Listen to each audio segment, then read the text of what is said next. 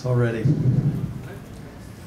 Okay, so I know it's getting late. We won't go on and on.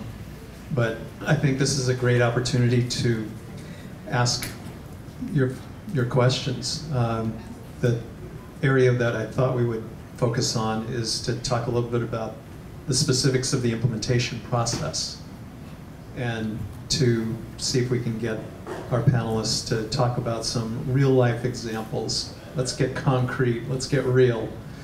And so I'll ask a few questions, but then I'm hoping that you'll ask questions.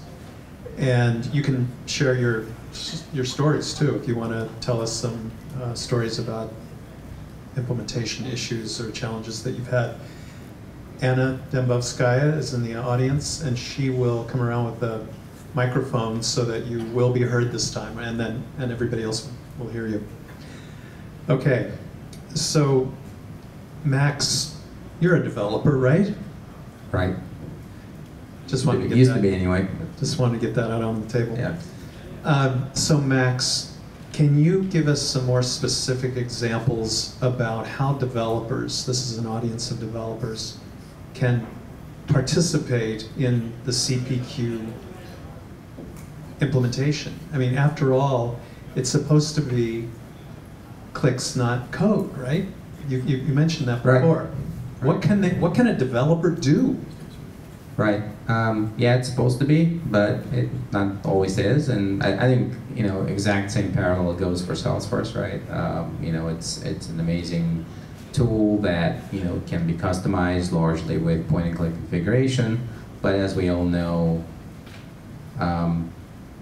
there's a large ecosystem of developers, right, in Salesforce, and that's for a good reason. That many companies, particularly big ones, like to do things their way, and they require customization. And so in Salesforce, you have tools like Visualforce with Classic. You have Lightning components and Lightning. You have Apex, and triggers for programmatic business logic. And so, being native on the platform, we actually inherit a lot of that tool set. So you can obviously do triggers and Apex, but we also have some developer constructs of our own. I think I mentioned, maybe I didn't. There's this concept of a plugin that we have, which is sort of the equivalent to a trigger, just like trigger allows you to insert logic when performing DML on operations. We allow you to insert custom business logic in certain standard workflows, such as pricing. So if one of the 24 pricing schemes and models that we ship out of the box doesn't work for you, and you need to do something crazy, then you can write a quote calculator plugin, as we call it, which is really just a pricing plugin, and then you basically get handed the entire quote, and you can decide whether you want to run before the standard pricing sequence executes or after, and modify the fields directly. And what language are you going to use to do that? JavaScript. So as I mentioned, we've been kind of transitioning to this client-side architecture, so moving everything to JavaScript. It used to be these plugins were written in Apex, but now we're moving to sort of client-side architecture. It's all JavaScript. And that's just one example. There's probably, I don't know, half a dozen different plugins for different parts of the application that you as a developer can use to customize Salesforce CPQ if you need to. And then, of course, we have the APIs, not just Salesforce core APIs, but the CPQ-specific APIs that allow you to programmatically execute configuration and pricing engine. So you can really, build custom UIs and sort of call into the standard, business logic processing using the APIs. So there's a lot you can do. Cool. If I may also mention something else. Please do. The developers are often involved in projects beyond just CPQ. You have often integration to perform upstream or downstream from CPQ, or additional customization, to push the data into a provisioning system that would be off Salesforce platform, for example. So you have a lot of this consideration, and the larger the company, the more of those kind of things you have to deal with. Yeah, perfect. So there is a lot of work for developers. So if anyone has an example of some coding that you've done on your CPQ implementation, now would be a good time to tell us about it. Does anybody have a quick example? There's perfect. Daniel. Yeah, so I did a fun one for Dreamforce, actually. It wasn't a real implementation. Mm-hmm. We'll take it. Yeah, it's very cool the way you can create a custom action and put a custom button on the quote line editor to run a page that does whatever you want. And you can pass it in these merge variables like the quote ID or any fields you want. So what I did was I used that functionality to do some predictions. So we talked about Einstein and using AI for product predictions. So I did a demo with that, and I actually used the Einstein Intent API, which was a strange one because it's more for unstructured data. So we're taking the structured data and putting it in as unstructured. It does work, there might be better tools, but the main takeaway there was how cool you can do like a modal overlay with a custom page. You can extend the standard quote line editor and build these custom overlays that load. I use Visual Force with lighting design and Apex controller behind it doing whatever you want. So what unstructured data? I mean, what was the business example or case that you were trying to demonstrate? It was pretty classic product recommendations. Mm-hmm. So I was just taking all the products on the quote. I had bucketed them into core products and upsell products, and I was trying to predict upsells from core products. And I got it up to, I think, 62% accuracy, but the idea is you can use the feedback model of Einstein Intent to improve it as well over time. So. Wow. Well, that was a cool one for developers. A great example. Yeah. Very good. Okay. So let's talk more about the implementation process. Maybe, Gilles, you could just block out for us what a typical CPQ what are the stages or steps in a typical CPQ implementation looks like, and what do you do to ensure the success of each of those steps? Right. And is it an agile process? Is it a waterfall? Is it a combination? Yeah, so there are different ways to handle it. At Simplus, we do it almost the same way we used to do it at Steelbrick, which is good. It works, actually. So we start with actually an initial analysis and design phase that is typical waterfall. Our goal is to produce a design document on one side, but also understand all of the requirements. And many times we also talk about the future vision that might not be in scope of that specific implementation. When you take all these parameters into account, collecting requirements, talking to the client team and so on, you understand better what they want to accomplish, and you can accompany them better in their journey to success. So we start with that analysis and design phase. Then we switch to an agile model for the actual build, where we'll create all the bundles, we'll create all the pricing requirements, document engine, approvals, and so on. So we do this typically in 2 to 3 week sprints. The first 2 weeks are dedicated to the actual build, and the last week is kind of a testing phase with the client team to make sure we implemented what they wanted and take corrective actions if necessary. As we do that, that doesn't mean we follow. We start implementing a very specific area of CPQ. Usually we start all tracks very quickly. So each sprint will have a little bit of product catalog and configurators, a little bit of pricing, a little bit of document output or approvals and so on. And where are they doing this? Are they doing this in sandboxes? Yeah, typically in a sandbox. And how did you get the data into those sandboxes? That's kind of a softball, but right, I have a course. Well, traditionally, we used to ask clients to provide us with a full sandbox because we knew we'd get all the data they already had in the system. And the most important one you need to start with in CPQ would be products, price books, but also you need some account information and so on to be efficient. So you need really a good set of the data. Now we have a wonderful tool that allows us to request a sandbox that can have no data at all. And that tool is Prody Mover. Because you can start from a completely blank sandbox, click a button in Mover, and you come back the next morning, you have all your data in your sandbox. That's nice. We didn't have that capability before. Some clients cannot afford a full sandbox. You know, well, how many sandboxes would you like to have? Or so for our own need, we only need one. But many clients will request to have a developer sandbox where we do the actual builds. Then they move this implementation to a UAT kind of sandbox or testing sandbox. And before it goes to production, when you're ready to go live, some other clients make it even more complex. They're going to ask for even a training sandbox that is not UAT, not developer, and that training sandbox, the ones that are going to take their own users to do the end user training on how to use CPQ, the way it was implemented for them. So each time you have to move your configuration and your data from one sandbox to the next, or from a sandbox to production, you know, it's very time consuming.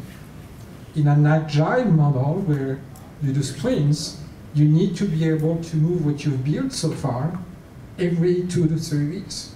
It's not just one migration you have to do just before you go live. You have multiple migration potentially between multiple environments. So that becomes, you almost need a full-time person just to take care of that. That doesn't make sense. Yeah, it doesn't. So Dan, can you give us some examples of how CPQ customers are using Mover, maybe Henry Schein or Informatica or some of these mid-sized companies? Actually, Henry Schein's a big company. How they're using it? Sure, yeah. So, again, these companies came to us, right, really looking for help. They assumed that this is something that could be taken care of through the platform or through some kind of script, but they realized that this is a real important gap. So with Mover now, they're really able to accelerate and complete their implementation. So they're starting from lower level developer sandboxes, where they sort of began their implementation, and they're pushing it out to UAT, pushing out to full sandbox, and they're doing it incrementally, right? So doing it every week, there's testing going on, things are refined, if there are bugs found, they go back to a developer sandbox, and they push it again. And by the way, there's multiple developers that are working on it, right? So it's coming from multiple sandboxes, as Gilles was alluding to. So they're really integrating it into their full development lifecycle. And before, you know, I think they were trying to do it manually between 1 or 2 sandboxes, and they just understood that it's not scalable and it won't allow them to function. So this has really allowed them to maintain that, and especially for enterprises, right? They have a very complex development lifecycle, a lot of gates, a lot of rules, and so it really allows them to maintain that, to have a successful implementation. Okay. So how about questions? Any of you working on CPQ implementations or have recently completed one?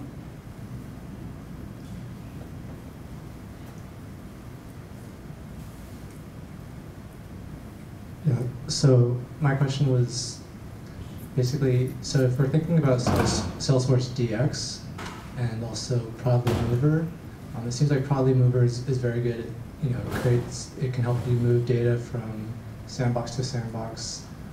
How should we think about how this product will work? Like if we're going to try to adopt a more like Salesforce DX style workflow where we are creating scratch orgs, we need to seed it with data. How does the product fit into that style? Like whether from like a product perspective or like a documentation perspective. So I'll take that. Thank you. Yeah, so DX obviously came out about a year ago, and it's really taking off. So we think that Mover is actually a great fit for DX and for that whole ecosystem. And the reason is that we don't care if it's a scratch org or a permanent org, right? You need data in either one. In fact, it becomes even more important in the scratch work, because that's obviously not going to be a full copy sandbox. So right now, Salesforce provides a very basic command, right? It's basically 2 levels of data. And that might be fine for a small subset of people, or for a very basic developer, but we think that Mover can help that experience become richer and more realistic, right? So you can fire up a scratch org, and Mover after that can plug and play into that and bring in a subset of relational data, a real sample of data that you can test with, whether it's for CPQ, for other projects, or just in-house development. And you'd be bringing in a JSON file? That's the vision, yeah. So, we already have programmatic interfaces in Mover to kick off deployments, whether it's through Apex or REST. And we want to add that to DX, plug it into that lifecycle, yeah. And so we'll have the JSON file, which is representing what data you want to bring across, and obviously have more controls. So that's the vision right now, and we're also looking for a lot of feedback from our customers and users to see, what makes sense for them, how we can help them. But I think it's a great opportunity, a great fit for more. Good question, thanks.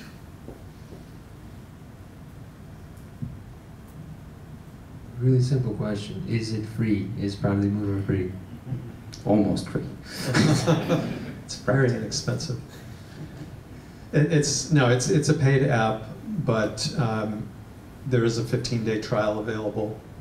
It's an App Exchange app, so just go to the App Exchange, click the button, and we'll activate a trial for you.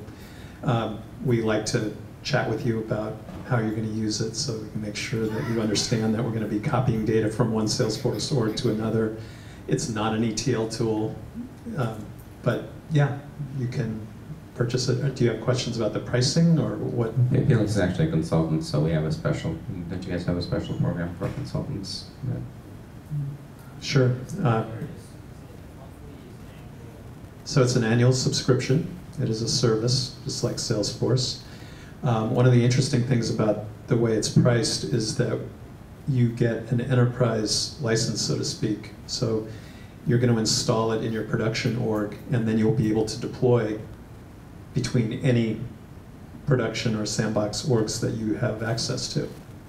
So you're not charged by the number of orgs, and you're not charged by the number of users. The pricing is strictly based on how many deployments you do. So if you use it a lot, it's going to, the pricing varies with the value you're getting. So the pricing starts at $10,000 per year, which is less than $1,000 a month. And if you figure it could take 8 to 24, sometimes even a week or more to do a data migration of your product catalog in CPQ. The price per deployment is under $20 for using Mover. So it's one of the great bargains on the App Exchange. It's very inexpensive. And Anna, of course, is here to help you if you want to talk more about pricing after. The question is is there any standard implementation guide for implementing CPQ with the steps and? I mean, we have a wealth of documentation available. Obviously, now that we're part of Salesforce, we're going to have more and higher quality training content. I'm not sure if we are already or will soon be in Trailhead. So there's a lot of resources available, but it is a complex, business process. It's a relatively complex app, and so most of our customers, like a vast majority, I don't know, maybe 95% use a services partner like Simplus to implement. Right. Yeah. That's there, but I was trying to figure out, is there any guide or a document structure-wise for any new customer they want to do on their own? Yeah, for sure. That's what I'm saying. There's a lot of resources available, and we've had customers who self-implemented, for sure. Thank you. Are you thinking about doing that? Most people don't, and it's because it is a complex application, and having it's not just a matter of doing the actual configuration of the app, but asking the right questions and guiding you through the preparation. That's kind of where I was going before, and what Gilles alluded to. It's the upfront preparation, and essentially an SI like Simplus is going to prevent you from wasting potentially a year or more doing an implementation. We get contacted pretty often by clients who have actually decided to self-implement, and they realize that they try to bite more than they could chew, so they come to us, and that makes our task a little bit more complex because we need to often undo what they've done, Yeah. and that's not easy. Yeah, and a lot of it, again, is about the preparation and the planning and breaking it up into phases and thinking through the strategy and working with someone who's done literally hundreds of CPQ implementations. It's going to accelerate your progress. The complexity, Max mentioned that, at the base it's a business process. That process is complex because it's cross departments, it's multifunctional and so on. So to accommodate properly all the different flavors of the use cases you hear from many clients, you need to have that expertise, deep expertise on the product itself, on how to put together all the different artifacts available to make it work for that flavor of the user story. So that's where the complexity resides when it comes to implementation. But that said, if there is a CPQ product that you can self-implement, Salesforce CPQ is one of the few, if not the only one you can do that with. So Max, you travel around the world talking to people that they're in the process of implementing or they've already implemented. What are some of your favorite CPQ implementations? What are some really cool, fun companies that have implemented CPQ? Hey Dave, can we let Max think for a while? We have a couple of questions. Oh, go ahead. While you're thinking about that. Yeah, some stories. Hey, question. So given the complexity of CPQ implementations, I want to get your guidance on consideration to make if you're doing a replacement. So, replacing another CPQ tool, Apttus, Big Machines to Steelbrick CPQ, what are your recommendations around that? Start fresh. I'd like to take that one. Do not try to do in your new tool what you are trying to do in the old tool. And it doesn't matter if it was the old tool is Big Machine, Apttus, or even Excel spreadsheets. Every time I've dealt with a client who told me, I want exactly the same as I had before, it doesn't work. The project is a failure at the end of the day. If you go to do a new implementation of CPQ because you're more interested in doing new tool, that's an opportunity for you to make your processes even better. Start by asking the right question. What do I need to change to prepare for the next phase of the growth of the company? And make sure you optimize even more than during the first implementation. So don't try to copy, because the chances of success are lower if you try to do so. Thoughts?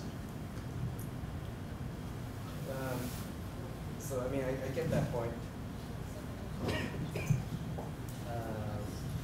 I know the data model between the different applications are different, obviously, Yes. but given that CPQ functionality can be similar, is there a shortcut? Is there some best practices? Right, so I get that. So from a technical perspective, you have some parts you can fairly easily migrate with a minimum amount of transformation. And in some other areas, it's just not possible, because what is code in other tools is actually data in Salesforce CPQ. And that's where you cannot migrate, code into structured data. What would be a simple example? Are you talking about a price rule? It could be just as simple as volume discounts and the complexity of the logic that is supported by Salesforce CPQ behind them. In big machines, you would probably use a lookup table to implement, but then you have a ton of custom code behind it that might not work the same way. There are some very complex pricing models supported out of the box by Salesforce CPQ that involves multiple objects working together. I don't know of any other tool that can do that without extensive code. So you have a pretty big gap on what you can migrate in some areas of your either Aptus or big machines implementation. So I think the bigger point, though, is, if I may, is I think what he's saying is, I want to make sure it's not lost. Is you're not migrating for the hell of it, right? I mean, it's probably not working for you. Whatever it is, or whether it's Excel or some other CPQ tool. So by simply replicating the same thing in a different tool, you're missing an opportunity to take a fresh look at it and really, maybe change the process, maybe simplify, maybe do things differently. That's hopefully going to yield a better result.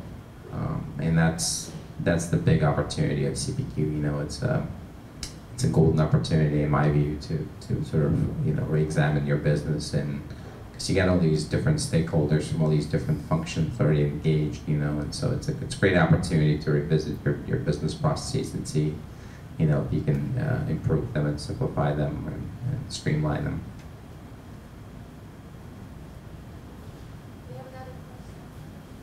So I have two questions actually for Max, and they're a little more roadmap related.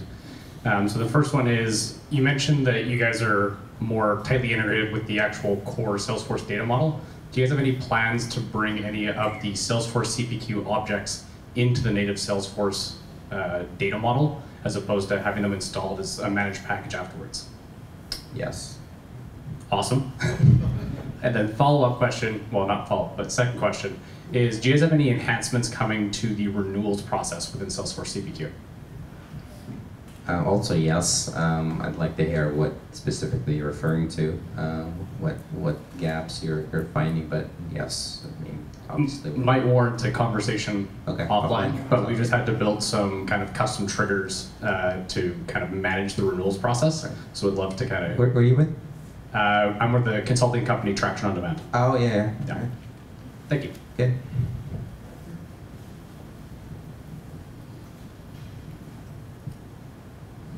Hi. There's a lot of great functionality and power behind the CPQ product. And to have a sales agent who understands how to use it clearly requires a certain amount of training and familiarity with what's on the back end. How does that map to an e-commerce user interface where you want end users to be able to configure their own products? Do you sort of limit it or restrict what they can do, or are there other ways to optimize the user interface to make that a more friendly process? So, Max,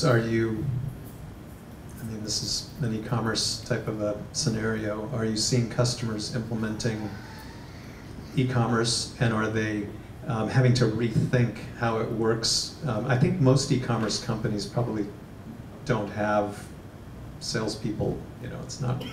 You're not trying to. Well, yeah, I mean, and that's sort of where the market is today. Right, you have e-commerce, and then you kind of have your CPQ, which is for internal users. But I think that's a great opportunity. We really do see convergence between sort of e-commerce, and CPQ into this one omni-channel, commerce system. And what we're finding is, frankly, the very same kind of consumer-like, user experience that you come to expect from Amazon is actually very useful to internal reps as well. Yeah, it's going the other direction. The consumer experience. It's going both ways, right? You want your e-commerce system, whether it's a portal that your channel partners are using, or whether it's your direct end users are using. You want it to work off the same product catalog, off the same pricing, use the same rules, right? But then going the other way, I think the same, the kind of consumer-like user experiences that that are typical in those systems, we see kind of bringing back into the enterprise. Yeah, maybe things like recommendations or recommendations, the checkout process, things like that. And so, I really do think it's going to converge, and it's a big, big area of focus for us in terms of innovation. And obviously B2B commerce is bigger than just self-service aspect of CPQ, where we see ourselves playing, being most relevant to. But Salesforce has been very committed to sort of articulating and delivering a true B2B e-commerce product on Salesforce. We obviously have a great B2C e-commerce product with Demandware acquisition, but we do have a ambition to deliver a B2B e-commerce product, of which CPQ is going to be obviously a very key component. So Gilles, are you being asked to put together B2B consumer-like experiences? The request is quite common, and we see either requests to try to simulate that into a Salesforce community with a partner, mostly partner communities, but we start seeing it on the customer community as well. And then you have the other category of clients who want to keep investing in their own technology stack from a consumer, a website perspective, where in that case we start, Max talked about it, start using the CPQ APIs. But the UI is under the control of the other technology stack. So you call the APIs to do the backend logic, run the engines in CPQ, to price, to configure, and so on. So you mentioned a CPQ API. Mm-hmm. That's something that is in GA right now, or is that a... Yeah. Okay. Apex APIs or REST APIs? No, these are CPQ-specific APIs. They're available both as global Apex and over REST. I guess you mentioned the thing that I saw tying it together. Communities, obviously, is what exposes it to either customers or partners, to allow partners to fully do it. So that's currently available through the CPQ product, is to expose it in the communities. Okay. Right. It's a question of what user experience you want. If you're happy with sort of the out-of-the-box, maybe somewhat clunkier experience, which for particularly partners, it tends to work very well, right? Because their workflow is very similar to what an internal rep would do. That just works out of the box. But then if you want to rebuild the front end, if you want to rebuild the user experience, the UI, then one of the options is to just kind of custom build it, and then you call into the engine using the APIs. That's what's tricky when you've got an app built on top of Salesforce that has lots of visual force pages, customizations, lightning components and things. And lightning components are easier to implement in communities, but that's certainly, I guess, where things are going to make things easier. Yes, and if you remember, one of the bullets on my slides was lightning components and kind of componentizing our UI. So that's our vision, right? Is to enable you developers and our customers and our partners to more easily put together custom user experiences, custom UIs with simply by dragging and dropping and wiring together lightning components. Any other questions? Okay, so just to, I've got one more question for you, another one for Dan. Max, implementation. Tell me what? The coolest implementation? Yeah. Yeah. I mean, if you're traveling around to Europe and Asia and different places, who's doing the most advanced implementations of CPQ? Well, I think it's probably hard to pick one, but one of the favorite customers, pretty cool customers. It's called Digital Globe. And if you guys ever use Google Earth, and they power the satellite imagery behind that.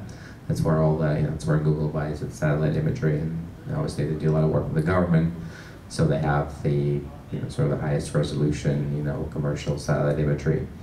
And they've actually they are using our CPQ to quote, and they've built this sort of GIS component off of our configurator, where you click a button and it goes to kind of using some of the mechanisms that you're talking about, adding a custom action, and that takes it to another page that they serve up from their app, and it actually lets you kind of draw a polygon over the earth, and then it sends it back to CPQ and drives the configuration process. So I think that's pretty cool. I mean, Informatica, you mentioned, they are transforming their entire company with Salesforce Quote to Cash, so they are entirely sort of CPQ and billing, really, fueling their transition from an on-prem software company to a SaaS software company, and doing it on Salesforce Quote to Cash. There's a company a media company in Belgium who is kind of the yellow book, of Belgium, and they're doing the same thing. They went wall to wall with Salesforce, which is pretty amazing. It's not that big of a company, but they went wall to wall with Salesforce, and including Salesforce CPQ and billing, and really, executing this digital transformation on the Salesforce platform. And they must have hundreds or thousands of salespeople and doing little transactions, right? They're selling to local businesses. Yeah, I don't think they're that big, but yeah, I mean that's what they're doing. They're selling ads, to local businesses. Okay. Gilles, do you have any favorite customers that you're working on that are just doing really cool stuff? I know one, right? Pushing the it's our favorite customer together. Yeah, it's one of them. Actually, in all the projects that I've done, the two I found. Let's talk about three. Most interesting one. The first one is Nimble Storage. Nimble Storage trusted Steelbrick when we were still a very small company, and got acquired by Hewlett Packard Enterprises last year. Right. So. Yeah. You use Salesforce CPQ, you either go public or you get acquired. Yes. That's the rule. Actually, we toyed with an ad slogan how SAP has that best run businesses run SAP. So most Valley IPOs run Salesforce CPQ. Yeah, so I have a special feeling for the team at Nimble because we went through 5 different phases of implementation, adding more and more functionality. I mentioned earlier, when you start on that journey, it doesn't stop after you go live. That's a typical example. And we did some pretty cool stuff for them. I remember that even an entire new release for Steelbrick CPQ was 80% or so for Nimble, because they had a bunch of new features they wanted to do. They had really a great vision of what they wanted to do with CPQ, and that allowed us to make the product a ton better. Everybody benefits from it. Yeah. I think is Nimble the one that had the ability to track the storage capacity of their customers' servers in the field? Yes, their storage appliances would ping back home. Actually, when you go to their offices, they had a map of all their devices, a world map of.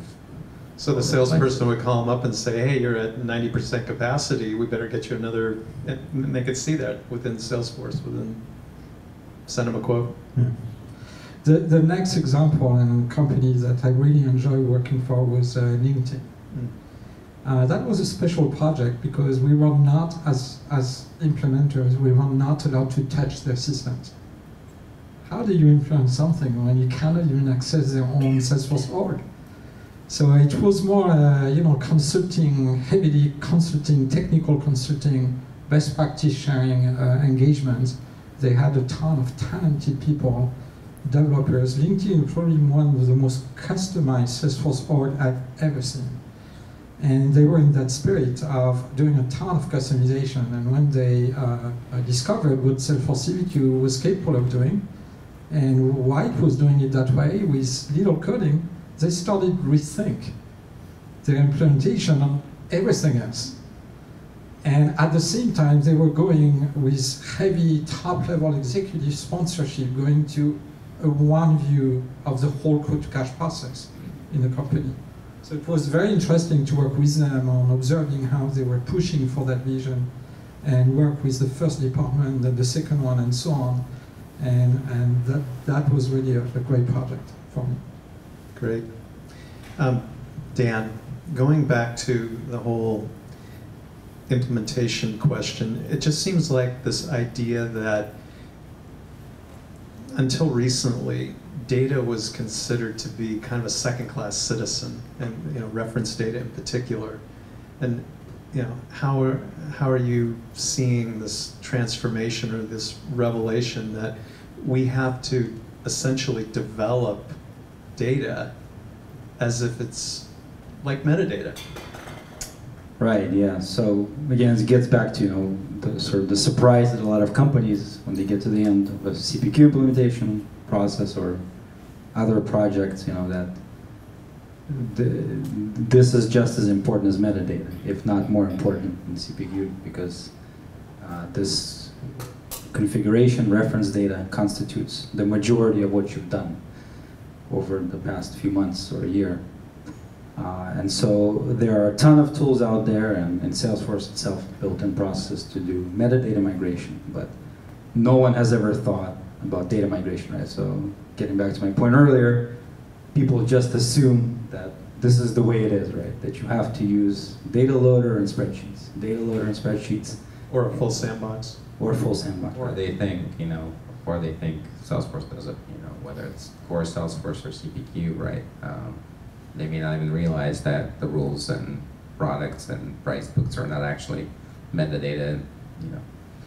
Like this gentleman there from Infoblox, was meeting with him last week, and his boss was very surprised that the reference data was not in fact metadata. It was data that you have to move.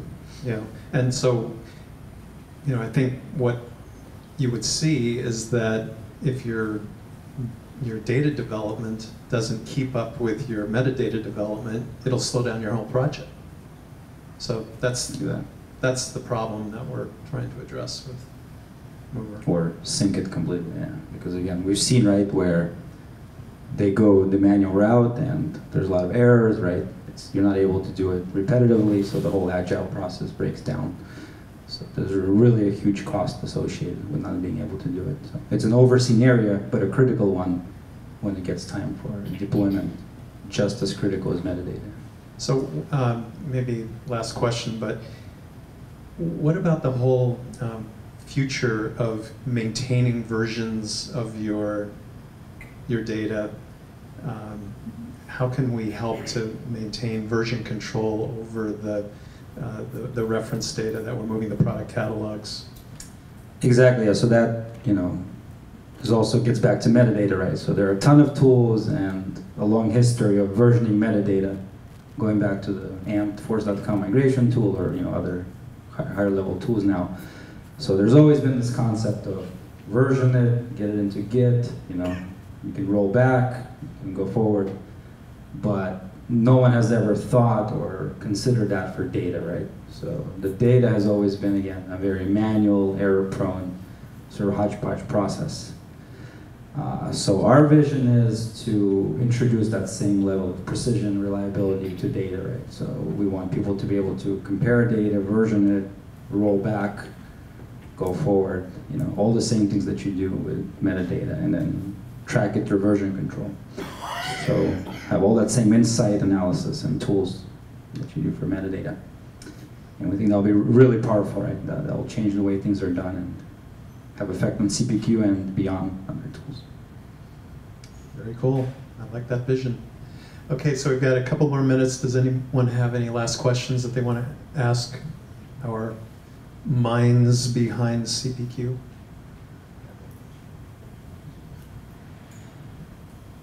Yeah. So the importance of data, right? So how does your roadmap take into consideration the metadata types that was recently released on the platform? Custom metadata types, you mean? Yeah.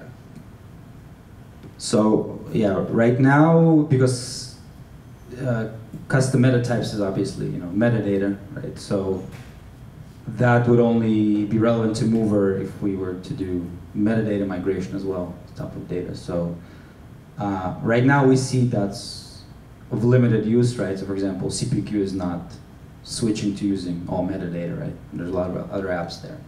So that's definitely an interesting area.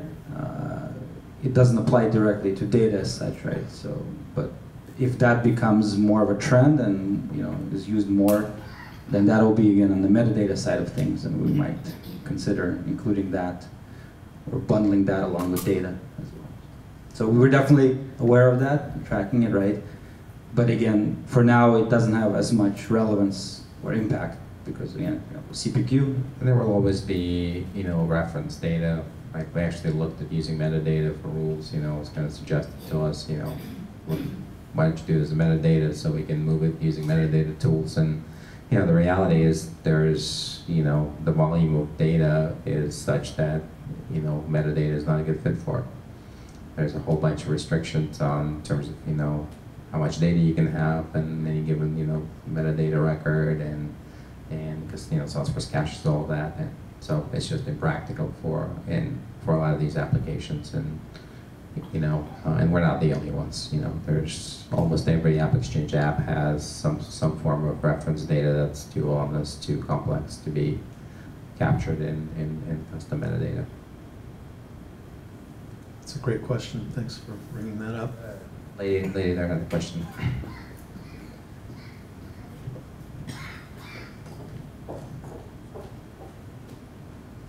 Hi, this is kind of a quick trick questions. I know, but No, save the trick We question. love trick questions. She How long waited and she pounced. does CPQ implementation, like what is a good sort of timeline estimate? You're right, that's a trick question. Next question. It's a consulting answer, right? It depends. Well, Gilles can answer, but I've seen them go as quickly as 2 weeks, and I've seen them go as long as a year and a half. Yeah. The fastest one I've ever done was 3 days. Well, there you go. Still, I think a record to be beaten. Self-implement? No. Working on it.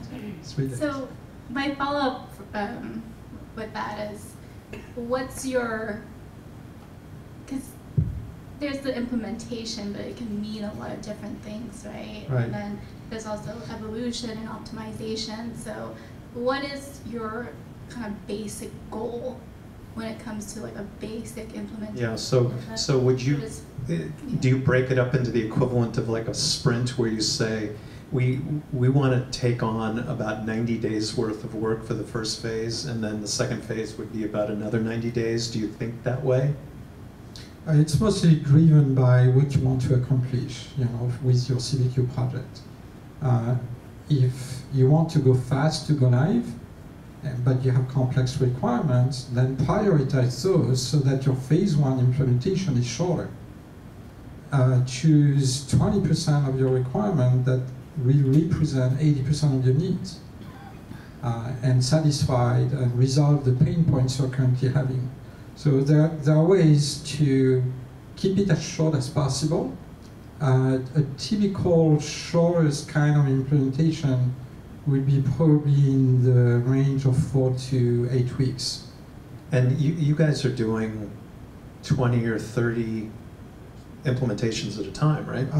More like 60 to 70. 60 or 70 implementations at a time. So with running concurrently at Simplus all the time. And it keeps going.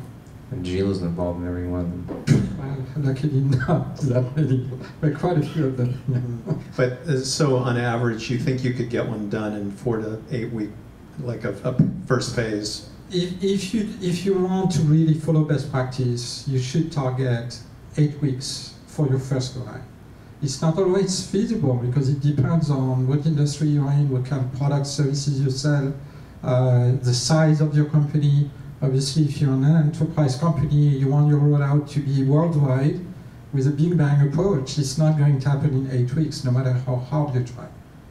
So. That's important, what I would agree with that. I've seen some of the smartest projects is where, the project team, A, secured executive sponsorship, and B, they've, whittled down the scope to something that can be successfully delivered quickly and reliably. Because that just keeps the momentum, right?